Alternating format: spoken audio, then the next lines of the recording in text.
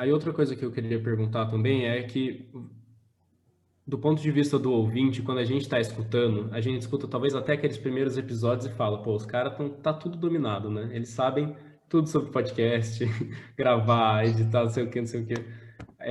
Mas imagino que, assim, durante todo esse processo, claro que vai aprendendo e vai acostumando, mas ainda sempre tem alguma coisa a aprender. Aí o que eu queria perguntar também é mais sobre isso. Se vocês acreditam que vocês ainda estão aprendendo nessa parte de gravação, talvez de temáticas que vocês não sabiam como abordar, alguma coisa que vocês escutaram em um podcast que eles abordaram de um jeito muito legal e mudou a forma de vocês de falar ou de praticar essa atividade. Fala, Pedro. Totalmente, Lucas. Não tem nem dúvida disso. Não tem nem dúvida. O maior exemplo que eu posso te dar, assim, eu tenho dois exemplos bons, assim, de imediato que veio na minha cabeça. O primeiro exemplo é o nosso caso de hipoxemia que a gente fez. Foi a gente só não estava no nosso cronograma de lançar um episódio sobre isso, só que em dezembro do ano passado, o New England lançou um caso clínico de hipoxemia, trazendo uma abordagem diferente do que a gente vê por aí. Então, na hora a gente falou assim, ó, eu mostrei para o Cauê, que é um dos integrantes também do TDC, eu mostrei para ele, ele falou na hora assim, ó, tem que estar em um episódio esse assunto. Essa abordagem tem que ser levada para um episódio. Então, aquilo já demonstrar. Então a gente mudou nosso cronograma para encaixar isso, porque ficou muito bom, e é uma abordagem que a gente não tinha pensado e não tinha lido e fazia muito sentido. Um segundo exemplo também é uns podcasts que já foram mencionados aqui, né, que é o Core AM, né, um podcast americano, lançou um episódio de hiponatremia espetacular, e a gente falou assim, não, então a gente vai tentar pegar um pouco dos aspectos que eles trouxeram e trazer um pouco aqui para a gente fazer um episódio sobre hiponatremia também, baseado, mas não copiado, né, porque a gente trouxe coisas diferentes, mas muito baseado também no que eles trouxeram, porque a gente achou que agregou muito também. Então a gente quer que agregue as pessoas que nos ouvem também, né? A gente menciona no episódio. Exato. E a gente vai aprendendo muito, por exemplo, você aprende muito ouvindo, né? Então, ouvindo outros podcasts e podcasts que não são de medicina também, sabe? Porque o público também vai mudando com o tempo. À medida que novas pessoas vão entrando, vão ouvindo o podcast, os ventos vão mudando, né? Então, por exemplo, o último podcast do Core AM que eles lançaram, começa o podcast a pessoa já falando, sem música introdutória.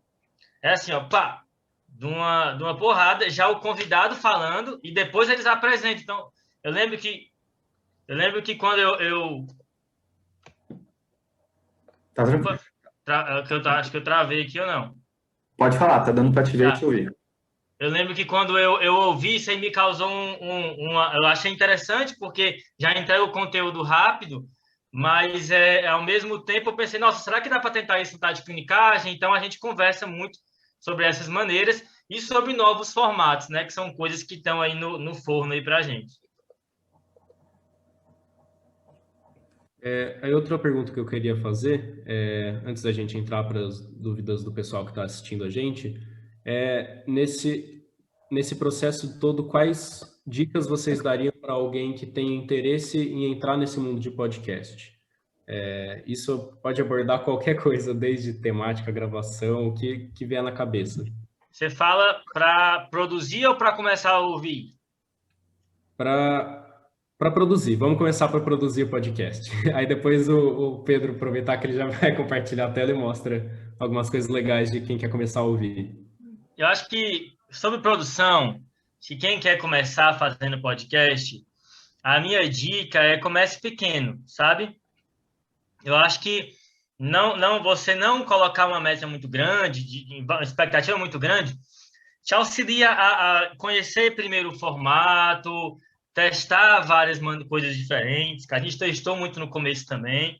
Por exemplo, não sei se o pessoal sabe, mas já teve episódio nosso que a gente perdeu o episódio. A gente gravou e perdeu. Teve que regravar. Não vou dizer qual foi, mas já aconteceu isso. Com o convidado, hein? Então, você tem que ir aos poucos testando o formato, né? Então, por exemplo, tente fazer podcasts no começo mais curtos, porque é mais fácil de editar, você consegue lidar melhor com os arquivos, é mais fácil de roteirizar. tente já imaginar temas que tenham mais pontos para você trabalhar, né? Esse é um primeiro ponto que eu queria sugerir. E com relação ao setup, que é uma coisa que o pessoal pergunta muito, né? O que vocês usam para gravar? Também comece pequeno. A gente começou gravando no iPad, no microfone de lapela, que era para ser individual, mas como você já falou, ficava pendurado numa latinha de Pringles no meio de uma mesa, né?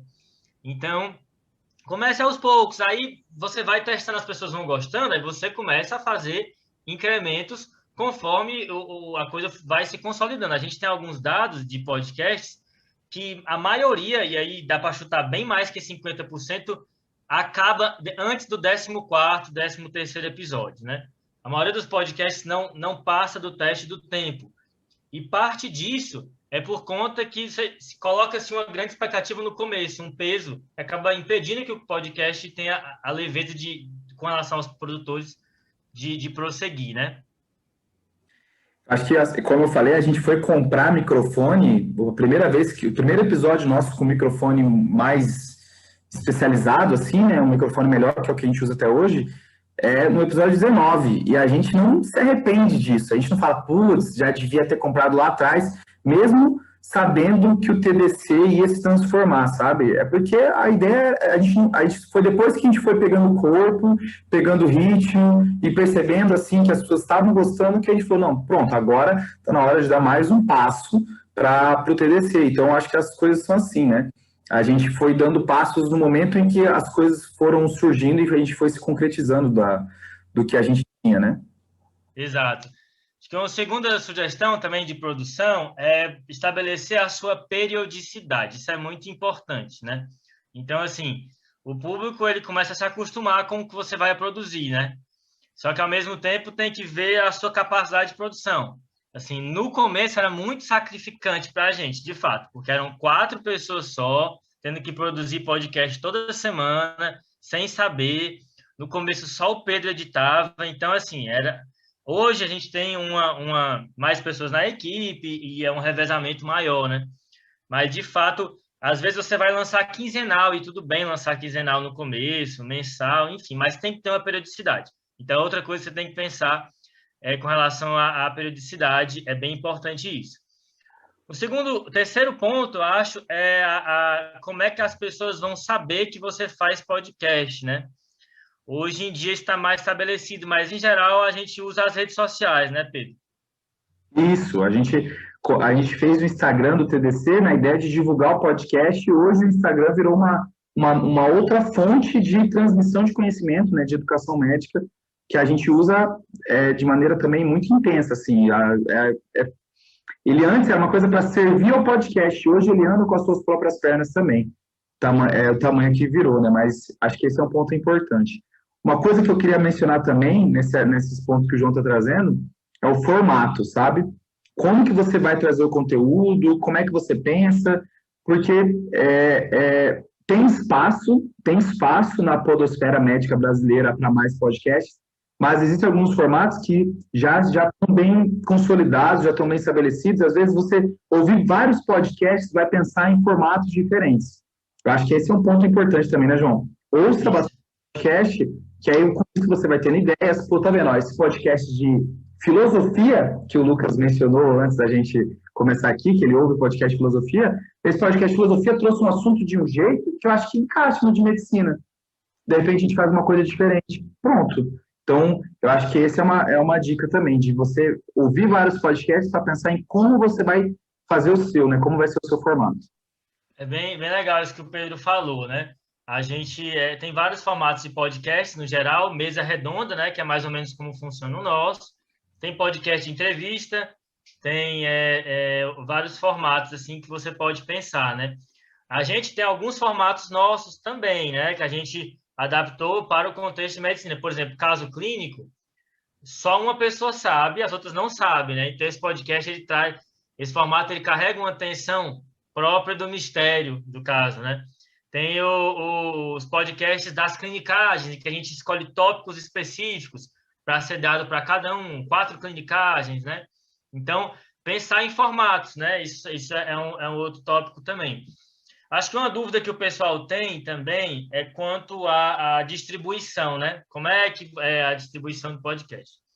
A gente usa o Anchor, que é um aplicativo que é do Spotify, e ele é como a gente hospeda no Anchor, é de graça, não precisa pagar, é importante falar isso. Aliás, já mencionar isso aqui, todo o podcast em si, pessoal, é de graça, tá? Ouvir é de graça e fazer é de graça também, ninguém ganha nada. Mas o Anchor você não precisa pagar, você coloca o seu podcast lá e do Anchor ele distribui para os tocadores. Então, do Anchor vai para o Spotify, vai para o Apple Podcasts, vai para o Google Podcasts, para o Deezer e assim sucessivamente. Então, você cria uma conta lá e hospeda o arquivo de áudio lá, né? Outra questão é quanto à ferramenta de edição, né, Pedro? Isso, o que a gente usa hoje para editar é o Audacity. É um aplicativo, é um programa, né, que é de graça também, então a gente não monetizou nisso, né, a gente não comprou um programa diferente para editar, é um programa gratuito que a gente foi pegando mão, ele serve ao nosso propósito e até deve ter programas melhores aí no mercado que são pagos, mas como o Audacity está nos servindo de maneira bem agradável, a gente se mantém também hoje desde o primeiro. O primeiro episódio já foi no Audacity e está sendo mesmo até então. Boa. O Audacity pega o arquivo bruto, transforma em MP3 e coloca no Anchor que o João mencionou, né? Legal. Aproveitando que vocês comentaram um pouco sobre isso, aliás, eu queria comentar assim que tudo que vocês falaram, com certeza são informações muito úteis, porque o diretório científico agora, aproveitando para fazer o merchan, que acabou de começar a fazer o próprio podcast também, o Stetocast, a gente se viu esbarrando em muitas dessas coisas também. E eu senti que muitas dessas dicas foi algo que a gente também foi aprendendo à medida que a gente foi nesses primeiros meses de ver o que pegar para gravar, ver de tema. Então, assim, realmente é bem aplicável tudo isso que vocês falaram.